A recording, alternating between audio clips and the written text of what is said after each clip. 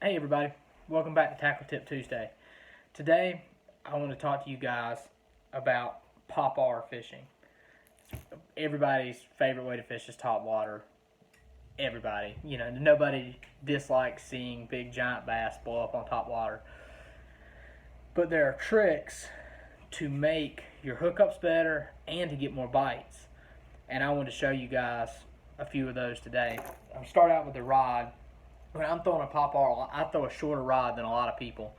This is a 6'6", medium heavy, fast action G Loomis GL2 rod. If you guys haven't caught on yet, I like the older G Loomis rods.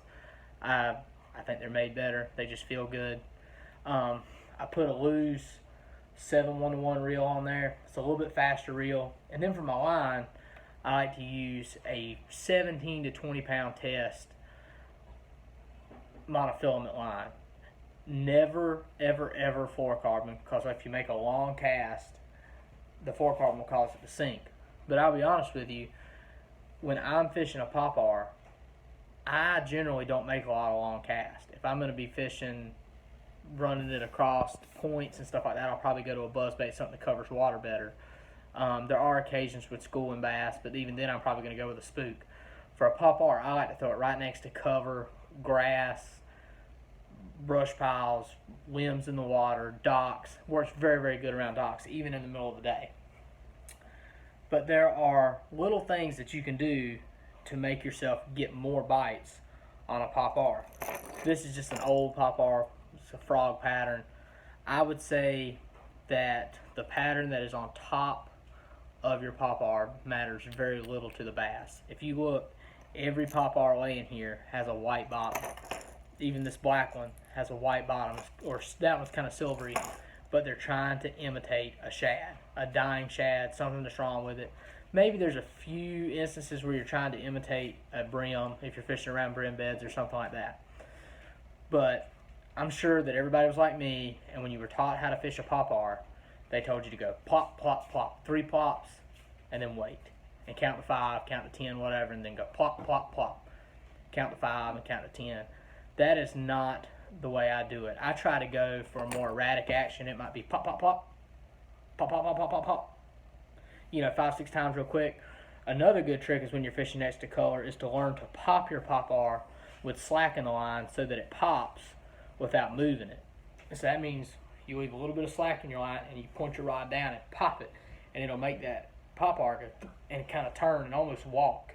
And sometimes you can get 7-8 pops out of it before you even moved it 6 inches, and that'll really draw those bass out of cover. The first problem that I have with a pop-R is that very few dying bait fish actually go plop, plop, plop, that pop-R sound that we all know.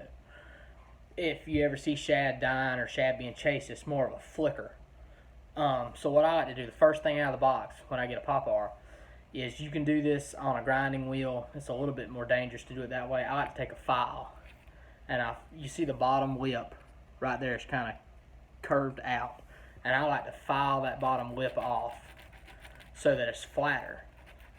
And what that'll do is, and I'm not going to do this one all the way because it takes some time to get it right, but when the water hits that, it'll spray water forward, and it'll give it more of a sound when it's going through the water, and it imitates that dying shad a whole lot better.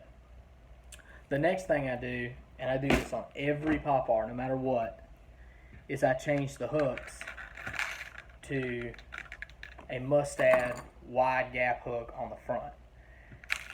And what that'll do is when that fish slaps at it, it just gives it a whole lot better. It makes it sticky. Like the wide gap is a little bit wider. It's not going to get hung quite as bad, but it just sticks to that fish, and you'll catch them in the top of the head and the back of the tail sometimes where they just flipped at it and it just sticks to them.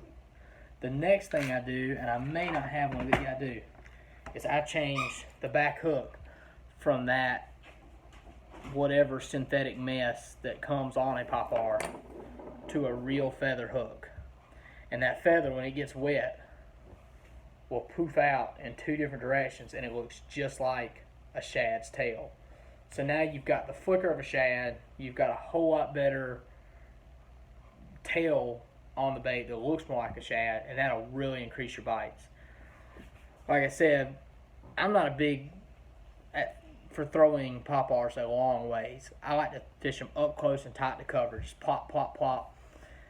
And I think these little tips will help you guys get a whole lot better hookup ratio and a whole lot more bites. It's kind of a dummy-proof bait, but it's something that a lot of us forget about. And it's kind of like keep it simple, stupid. If you pick up the simple stuff, these fish see a lot of buzz baits. They see a lot of whopper poppers now. The old popper, pick it up and it might put a few extra fish in your bag. I appreciate you guys tuning in. Please like and subscribe. And you guys have a great week. Thank you. Bye.